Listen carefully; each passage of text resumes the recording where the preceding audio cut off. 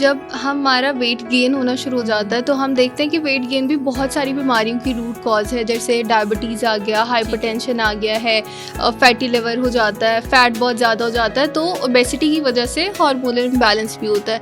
या समटाइम आपको नहीं पता चल रहा होता है कि जब आपका वेट गेन होता है विदाउट एनी रीज़न, तो उसके पीछे एक रीज़न होती है हार्मोनल इम्बैलेंस होना। हार्मोनल इम्बैलेंस क्या है? इज़ अ PCO और PCOD।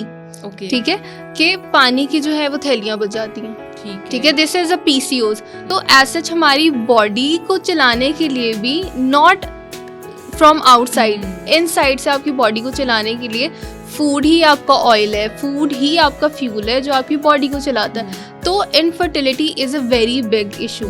ठीक है, बहुत सारे लोगों को शुगर, ओबेसिटी या इस तरह से BP वगैरह की प्रॉब्लम्स भी होती हैं, तो क्या ये भी लिंक्ड करते हैं?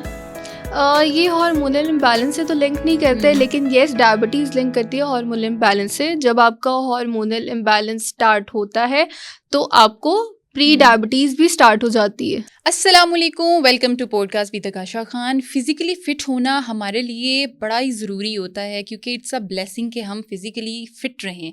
लेकिन हमारी आजकल डाइट, हमारी फूड इतनी ज़्यादा ख़राब हो चुकी है, हम जंक फूड खा रहे हैं और पूरा कोई स्केड्यूल नहीं है, कोई रेगुलरिटी नहीं है हमारे खाने पीने में, और हम क्या खा रहे हैं, किस नेचर का खा रहे हैं और किस तरह की हम फूड इनटेक कर रहे हैं, ये चीज़ें को बिल्कुल भी हम बॉदर नहीं कर रहे होते, जिसकी वजह से हमारे बहुत से जिस्मानी मसाइल भी आ जाते हैं। जैसे कि एक बड़ा ही कॉमन इशू है हार्मोनल इम्बैलेंस हो जाना, जो एक रूट कॉज मैं समझती हूँ कि किसी भी बीमारियों की, ख़ास तौर पे फीमेल्स में हार्मोन का इम्बैलेंस हो जाना बहुत से मसाइल को जन्म देता है, जिसमें वेट प्रॉब्लम हो जाती है, फेशियल जो हेयर हैं उनका भी मसाइल आ जाते हैं, फिर इनफर्टिलिटी। और ये ना सिर्फ औरतों में बल्कि लड़कों में भी, मर्दों में भी आजकल जो है ये बहुत ज़्यादा इन हो गया है। सो आइए इस सिलसिले में बात करते हैं कि हार्मोनल इम्बैलेंस को किस तरीके से जो है हम टैकल कर सकते हैं, बैलेंस कर सकते हैं डाइट के थ्रू। हमारे साथ कंसल्टेंट न्यूट्रिशनिस्ट मौजूद हैं अबीरा सलीम, आइए इनसे बात करते हैं। अस्सलाम वालेकुम। वालेकुम सलाम। Thank you so much for having us today. कैसी हैं आप? अल्हम्दुलिल्लाह, आई एम फाइन। आप कैसी हैं? मैं भी बिल्कुल खैरियत से हूँ। अच्छा बताइएगा कि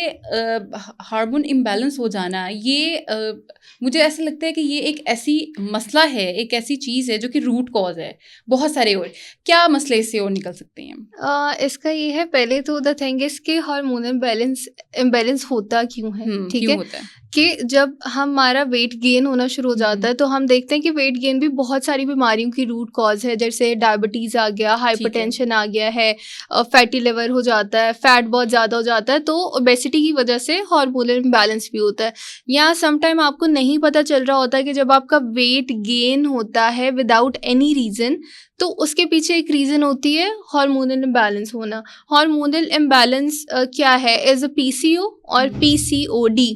ठीक है, कि पानी की जो है वो थैलियाँ बच जाती हैं। ठीक है, दिस इज अ PCOS। तो उसमें आपका जो वेट है वो ज़्यादा होता है, वेट गेन हो जाता है। तो सबसे पहले तो ये है कि उसकी वजह से फिर नो डाउट अगर आप उसको सही टाइम पे क्योर नहीं करते तो वो इनफर्टिलिटी की तरफ भी लेके जाता है, और उससे जो है डिफरेंट सिम्टम्स आपको नज़र आएंगे जब वो थोड़ा आगे स्टेज पे चला जाता है।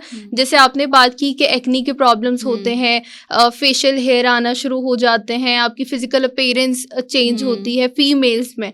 तो ये एक बहुत जो है बड़ा मसला है इस टाइम पे, और वो किस वजह से है? Because of intake of junk food. ठीक है, intake of fried, only carbohydrates, only protein.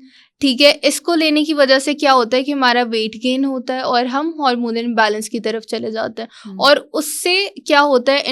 Infertility. तो ये एक मेजर इशू है जो कि हार्मोनल मतलब कि इम्बैलेंस। इनफर्टिलिटी अब वुमेन में एक बड़ा ही संगीन मसला है। बिल्कुल, ठीक है, बिल्कुल। सो ये क्या सिर्फ जंक फूड की वजह से ही हो रहा होता है? मतलब क्या फूड इतनी इम्पोर्टेंट होती है हमारी लाइफ की कि उसकी वजह से ये तमाम मसाइल हो जाते हैं? बिल्कुल, it is very important. Like एक एग्जांपल मैं देती हूँ कि if like you have a car, ठीक है, और उसके अंदर आप फ्यूल डालते हैं और वो चलती रहती है। जब तक आप उसमें फ्यूल डालना बंद कर देंगे तो वो रुक जाएगी, वो नहीं चलेगी।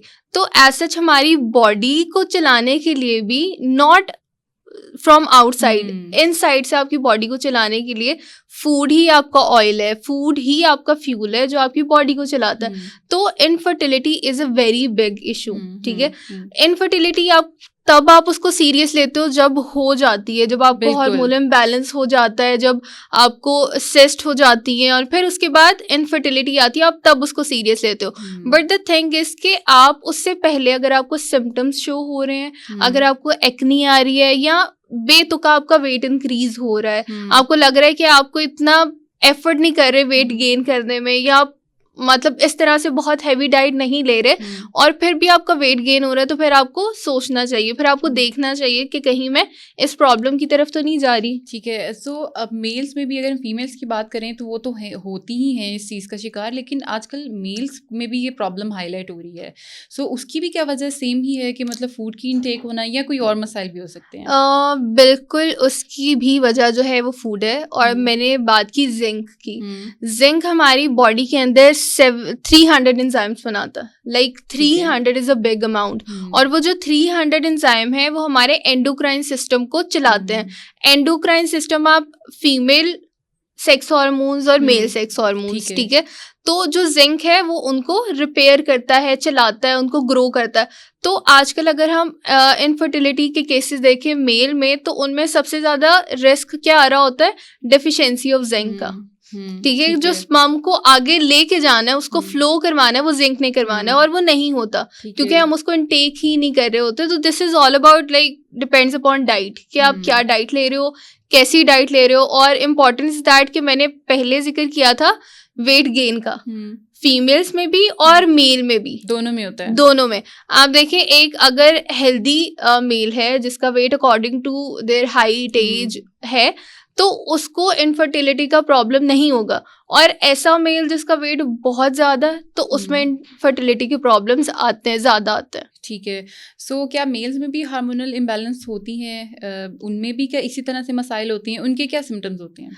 उनका यही है कि जब जिंक की डेफिशिएंसी होती है तो आपको हार्मोनल इम्बैलेंस शुरू हो जाता है, चाहे वो मेल्स हों चाहे फीमेल्स हों। उसके सिम्टम्स तो ऑब्वियसली यही है कि अगर इनफर्टिलिटी आ रही है तो फिर हमें पता चल जाएगा कि यस जिंक की डेफिशिएंसी है।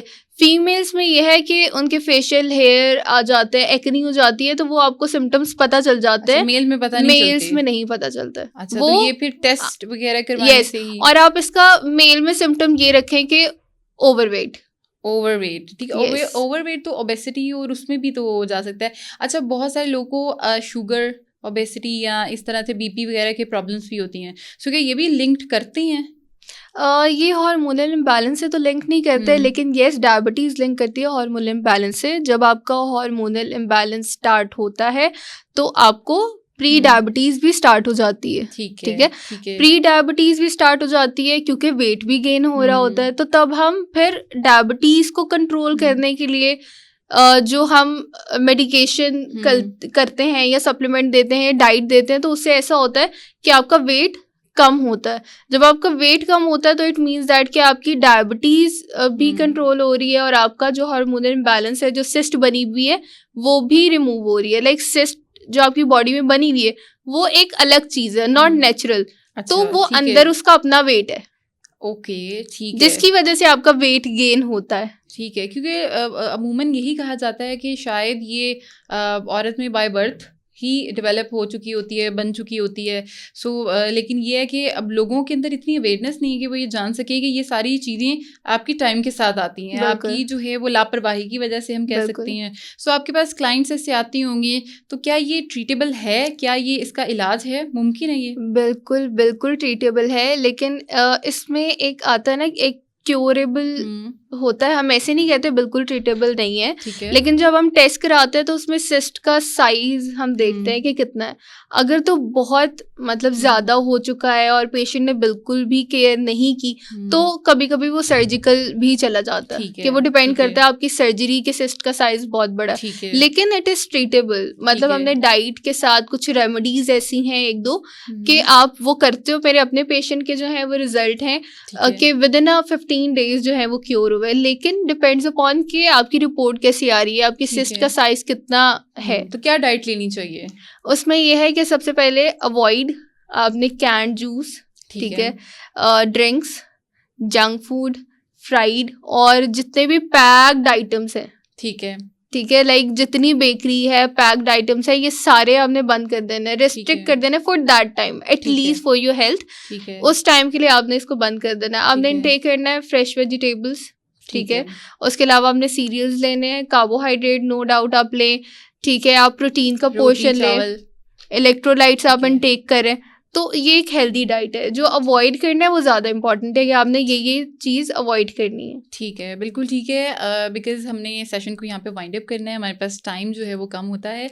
So thank you so much Welcome. For इतनी अच्छी हमारी बातें करने के लिए, हमें इन्फॉर्मेशन देने के लिए। मैं उम्मीद करती हूँ कि आज का सेशन आप लोगों के लिए भी बहुत इन्फॉर्मेटिव होगा। जो लोग इन मसाइल से दो-चार हैं, ख़ास तौर पे इनफर्टिलिटी और हार्मोनल इम्बैलेंस जिनको जो है वो मसला हो गया है, तो वो लोग इस सेशन को सुने और देखें कि क्या चीज़ें वो घर में कर सकते हैं, क्योंकि बहुत सारे आजकल ऐसे लोग हैं जो कि कंसल्ट नहीं कर सकते किसी न्यूट्रिशनिस्ट को, या बाहर नहीं जा सकते, अफोर्ड दवाइयाँ नहीं कर सकते, और फिर वो जाते हैं तो वो महंगी महंगी दवाइयाँ उन्हें लिख दी जाती हैं। तो अगर आप अपनी डाइट को बेहतर कर लें, अगर अपनी जो फूड इनटेक है उसको बेहतर से बेहतर कर लें, तो आई थिंक सो कि आप बहुत सारे मसले से बच सकते हैं। इसी के साथ मुझे दीजिए इजाज़त। नए सेशन में नए मेहमान के साथ दोबारा हाजिर होंगी। तब तक के लिए अपना बहुत सा ख्याल रखिएगा। अल्लाह हाफिज़।